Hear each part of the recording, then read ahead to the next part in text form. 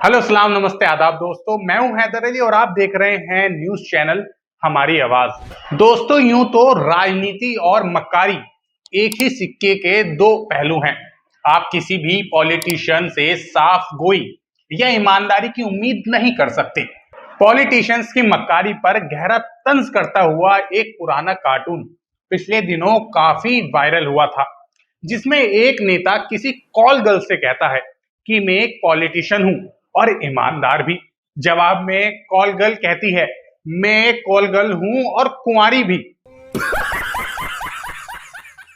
लेकिन कुदरत के करिश्मे ऐसे हैं कि कभी कभार सब कुछ उल्टा पुल्टा हो जाता है और राजनेता की जुबान पर दिल की बात आ ही जाती है।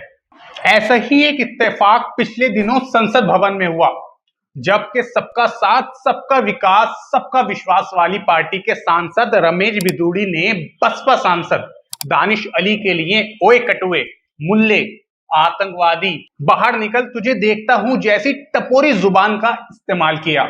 पास में बैठे डॉक्टर हर्षवर्धन और रविशंकर प्रसाद, जो मक्कारी में और राजनीति में, हाँ, राजनीति में बहुत सीनियर हैं, वो भी अपनी खुशी छिपा नहीं पाए और दांत फाड़कर हंसने लगे। असदुद्दीन ओवैसी और उनके प्रवक्ता आसिम वकार तो शायद ये सोचकर भाजपा पे तंज कर रहे थे कि मोदी जी ऐसा कर नहीं पाएंगे। क्या नहीं कर पाएंगे, ये हम बताएंगे आसिम वकार की इस क्लिप के बाद। वो जो या हबीबी वल्ला हबीबी दोस्त आए थे और कुछ दिन पहले जो बता रहे थे कि मुसलमान सुरक्षित, वो अलीसा मुस्लिम वर्ल्ड लीग वाले, उनको इस वीडियो का अरबी में ट्रांसलेट करके सुनाना चाहिए उनको।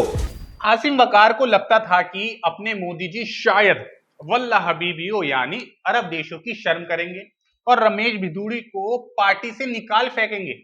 लेकिन हमारे 56 मुल्क हैं, कह कहकर बरसों से अपनी छाती चौड़ी करने वालों को 56 इंच छाती वाले ने रमेश बिधूड़ी को राजस्थान के टॉक क्षेत्र का चुनाव प्रभारी बनाकर आईना दिखा दिया और एक तरह से वल्ला हबीबियों को भी मैसेज दे दिया कि जो उखाड़ सको उखाड़ लो। ये तो तय है कि इंडिया गठबंधन के बढ़ते असर मध्य प्रदेश, छत्तीसगढ़, राजस्थान में हुए सर्वे में हार की आशंका के चलते हिपोक्रेसी और मक्कारी से तंग आ चुकी भाजपा और आरएसएस अब पूरे नंगेपन पर उतर गए हैं और तो और अपने समर्थकों को सीधा संदेश दे रहे हैं कि मुसलमानों के साथ उन्हें कैसा बर्ताव करना चाहिए।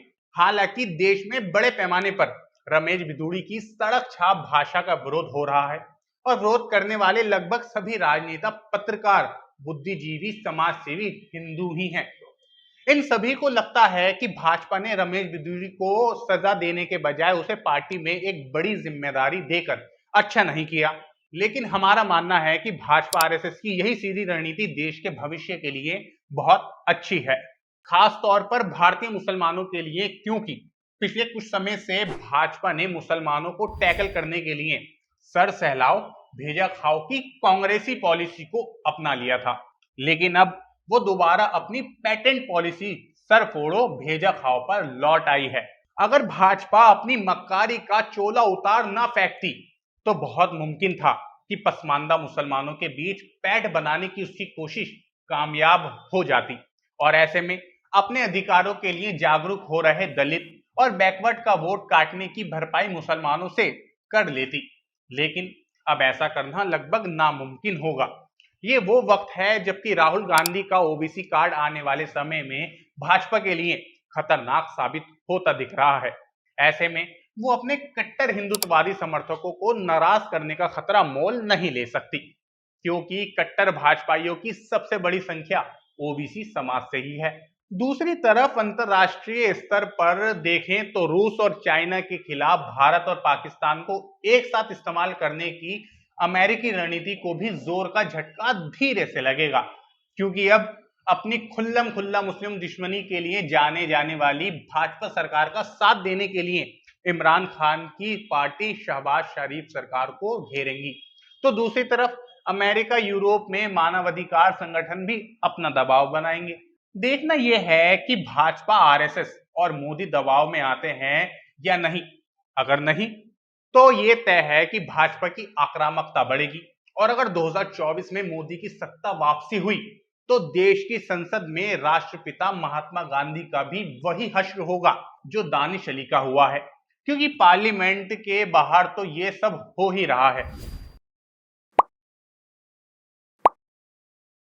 वीडियो के आखिर में फिर वही सबसे बड़ा सवाल, तेरा क्या होगा कालिया?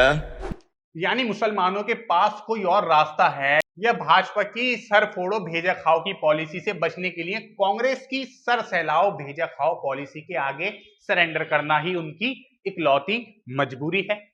तो ये पूरी वीडियो देखने के लिए बहुत बहुत शुक्रिया। चैनल को लाइक करें, सब्सक्राइब करें, हाँ, अपने जानने वालों रिश्तेदारों में वीडियो को शेयर जरूर करें।